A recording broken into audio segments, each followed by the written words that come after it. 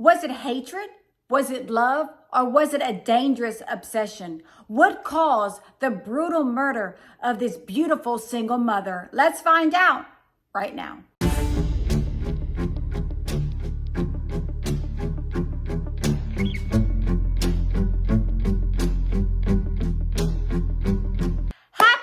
Wednesday, my Cajun cuties. Yes, it's me, Anne-Marie, aka the Cajun Crime Queen from Carrollton, Louisiana. Cajun born, Cajun bred, and when I die, I'll be Cajun dead. I hope after this video that you like, subscribe, and comment, and don't forget to press the notification bell so you never miss a video from me, Anne-Marie. I hope you have a beverage. I hope you have a snuggle partner or a snuggle fur partner. Those are the best, and you're ready to hear a true crime story with yours truly. And as always, I want to know, are y'all drinking that water? Are y'all staying hydrated? Are y'all getting those tickers up? Remember, just a quick 20-30 minute walk, especially first thing in the morning, get those endorphins up, and you are going to have an amazing, wonderful day, I promise you. And as always, thank you all for joining me on this Wicked Wednesday evening as we discuss another true crime story. Today, we're going to be discussing the kidnap and brutal murder of Nicole Ledger. Nicole Christine Cox Ledger was born on February 7th, 1979 in Fort Worth, Texas, to her parents, Richard and Deborah. Nicole had one brother and two sisters. When Nicole was only 16 years old, she discovered she was going to have a baby. And at the young age of 17 years old, she gave birth to her son, Trey. However, as we all know, high school romances typically don't last forever. And Nicole was a single mother to her son, Trey. She had both the roles of mommy and daddy. Nicole was a beautiful woman who graduated from Burson High in 1997. Nicole worked as a stockbroker associate and also would volunteer for Habitat for Humanity. Nicole's two friends, Holly and Mike, described Nicole as having a very large and big personality. She was always ready to have fun, always loved everyone, especially her friends and family, and her son, Trey. Nicole was also extremely independent. She was so independent that she did whatever she could to make money, even dancing in clubs.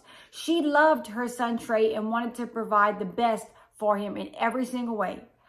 Nicole's future was starting to look bright as she had just been accepted into nursing school. However, a dark cloud was about to rain on her parade when she met 50-year-old repo man Michael Adams. Nicole says Michael Adams treated her like no man has ever treated her. She said that he would leave her little notes, leave her vases of flowers. He treated her like an absolute queen. She was so over the moon and overjoyed to have this man take care of her and her son as well. And Michael Adams quickly moved Nicole and her young son Trey into his home. And Nicole and Trey knew they had to follow one rule, one very special rule: no sitting on the couch. Well, where do you sit in the living room if you want to sit down? Trey says there was a love seat and a chair that they could sit on, but no one sat on the couch. Why? Because it was a white, beautiful crescent moon couch that Michael Adams did not want to get dirty. So no one sat on this couch. And if they did, it would be an argument for hours. Nicole's boyfriend, Michael Adams, was extremely OCD. Everything in his home had a place. He even lined up the Coke cans in his refrigerator. And Nicole's son, Trey, said that Michael Adams owned a pool table and it had never been played on, and no one could play on the pool table. Everything in his house was extremely clean. Even his clothes were lined up by color in his closets. However, on top of those closets was an arsenal of guns, several different firearms that were all in possession of Michael Adams. Nicole's favorite food was spaghetti and meatballs, and one day Nicole made a big bowl of spaghetti and meatballs. Well, her and her son spilled a drop of spaghetti sauce on the tile, and it was a week-long argument. Michael Adams argued with Nicole for over a week over spilled spaghetti sauce. And on another occasion, Nicole's son Trey put the spaghetti in the microwave and it kind of bubbled over and spilt over. So there was a drop of spaghetti sauce in the microwave. Michael Adams was upset over that for weeks once again.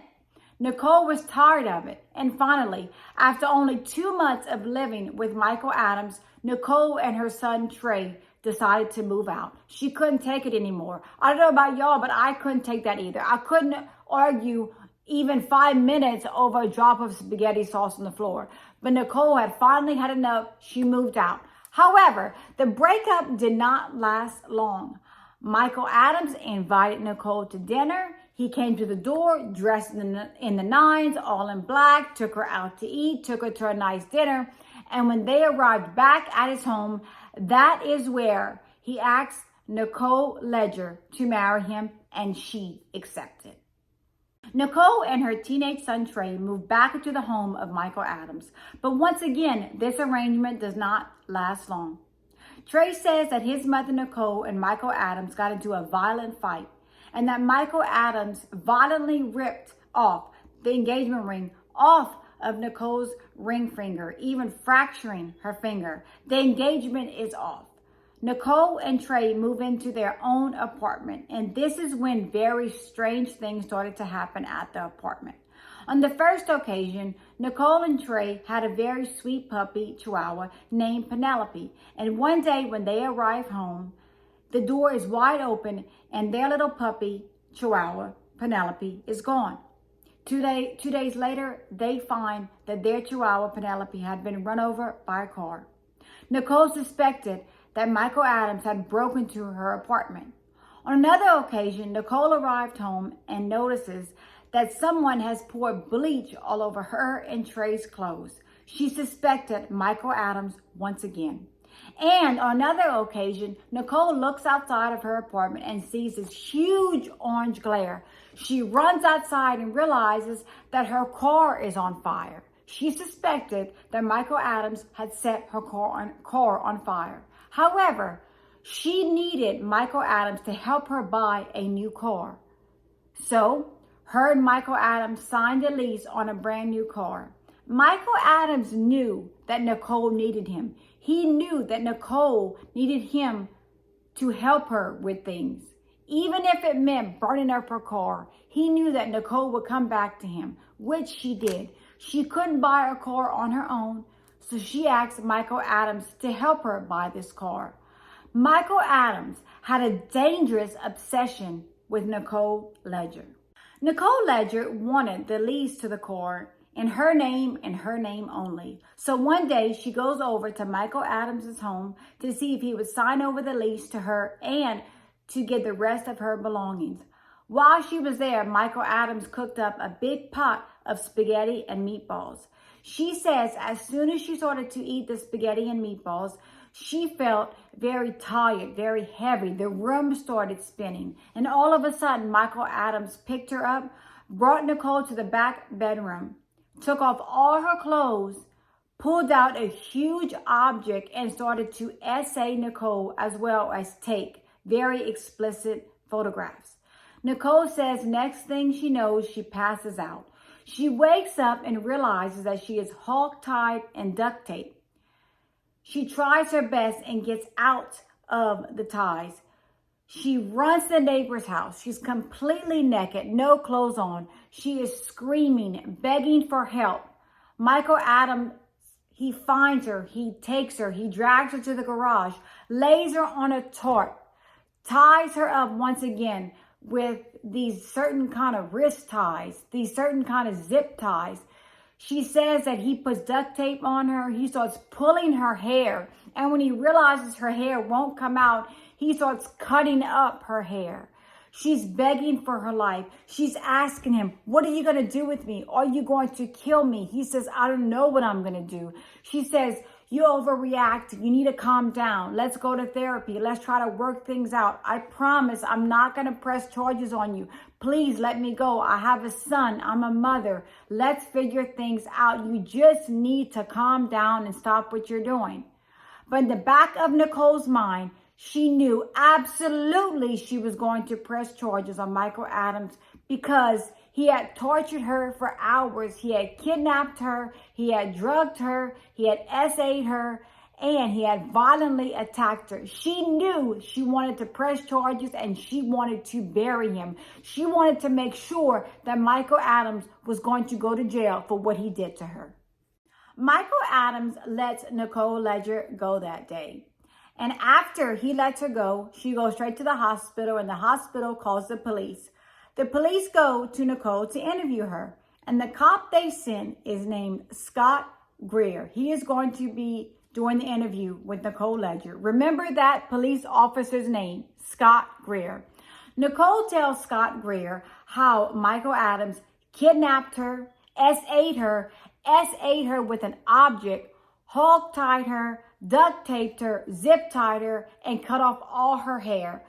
She told him, if you do not go get him now, he's going to kill me. She kept saying, are y'all going to go arrest him? Are you going to go get him? Scott Greer said, we're working on it. We're working on it. We're going to see if we have evidence. We're going to go to his home. Don't worry. She said, if y'all don't arrest him, he's going to kill me. She told everyone that because now she had went to the cops. She knew that Michael Adams was going to find her. The officers leave the hospital. They go straight to Michael Adams' home, and that is where they find all the evidence of what he did to Nicole in the trunk of his car. They arrest Michael Adams. They charge him with kidnapping and SA. He bails out of jail. Nicole now knows that he's out. She moves over 20 miles away to Melissa, Texas. She rents a home and puts the home and the utilities in her friend's name because she does not want Michael Adams to know where she lives. She opens the front door a couple of days later, and that is where she finds a tarp and a pair of handcuffs. She knows at this time that Michael Adams has found her. Michael Adams had put a tracker on Nicole's car and was using his laptop to track Nicole's every move and found out where she lived. Michael Adams was so obsessed with Nicole Ledger that he had a picture of her on the side of his bed, completely topless. Who has a picture of their ex topless on the side of their bed? Even if it's your wife or your husband or your girlfriend or whoever, that's kind of weird. That kind of sounds extremely obsessive. But that is how obsessed Michael was with Nicole Ledger. Nicole Ledger knew at this time that Michael Adams was going to kill her. She was deathly afraid of Michael Adams. She knew that Michael had found her. Michael Adams wasn't the only man that was obsessed with Nicole Ledger. Remember that police officer I was just talking about, police officer Scott Greer? He was also obsessed with Nicole Ledger.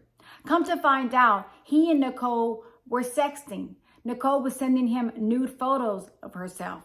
He would send her texts like, what are you wearing? I'm going to rent us a room and we're never going to leave it. He was more worried about getting nude photos of Nicole than protecting her. And through an investigation, the police department found out that police officer Scott Greer was not only involved with Nicole Ledger, he had been involved with 4 other crime victims. So instead of protecting these women, he was more worried about sexting them, having a relationship with them, getting nude photos of them. He should have been protecting all of these women instead of doing all of these crazy things with them. Police officer Scott Greer has since resigned from the police station, and I am so thankful that he has because that man sounds very sleazy. These women needed protection. They didn't need another man violating them the way he violated these women. He shouldn't have been asking these women for nude photos. He should have been protecting them. Nicole knew that Michael Adams knew where she lived. She told her teenage son, if you see Michael Adams here, call 911. If he comes by, call 911. She told her son, Trey, he's going to kill me one day. I firmly believe he's going to kill me. And Trey says, on the morning of September 9th, 2013, it was like any other morning. He woke up, he kissed his mom bye and went off to school. However, he did not know that that was the last time he would kiss his mother goodbye. On September 9th, 2013, Nicole's son Trey arrives at home. He notices that the house seems out of sorts. He notices that things are knocked down everywhere and it looks like there was a struggle inside the home. He runs straight to his mom's room and notices that the door is locked. He looks under the door and sees that Nicole is laying in bed. He knocks harder, but still no answer. He goes to the kitchen, he gets a tool, he picks the lock of the door, opens the door, and that is when he finds his mom lying in bed, shot twice in the face, with her underwear around her ankles and her shirt pulled up above her chest. He calls 911, and Nicole Ledger is pronounced dead on the scene. Everyone knew that it was Michael Adams that had murdered Nicole Ledger, but Michael Adams says that he has an alibi and that he wasn't there. While the cops search the crime scene, they find a used condom. And that condom has DNA, and that DNA belongs to Michael Adams. Six months after the death of Nicole Ledger, Michael Adams is arrested. He is charged with capital murder. And a gun is found, and that gun is the same gun that killed Nicole Ledger. And guess who the gun is registered to? Michael Adams. Michael Adams is found guilty of capital murder and is sentenced to life in prison without the possibility of parole. Thank you. Thank you so much that this man is off of the streets. This man stalked Nicole Ledger, SA'd her, kidnapped her. He did not want her to testify in court against him. So what does he do? He murders Nicole in order for her not to testify. How horrible is that? He took a beautiful young mother away from her only son, her only child. That is all she had. And that is all Trey had was his mother. And Michael Adams took her away from him. That just completely breaks my heart for Trey. My heart goes out to all of Nicole's family, especially her beautiful young son, Trey. My final thought, I always give y'all my final thought. And my final thought is, Nicole Ledger was indeed a victim of domestic violence. She was stalked, she was kidnapped, she was SA'd, and this shouldn't have happened to her. She did whatever she could to get away from him, but was not protected. She was not protected at all. And I am getting so unbelievably frustrated with the fact that when a person is arrested on kidnap and SA charges, that they are let out on bail, that they just walk out of jail. If they have the money, they can walk out. And don't you think the first thing they're going to do is go after the person that put them in jail? A lot of them do that. Trust me, I know. I deal with cases every single day.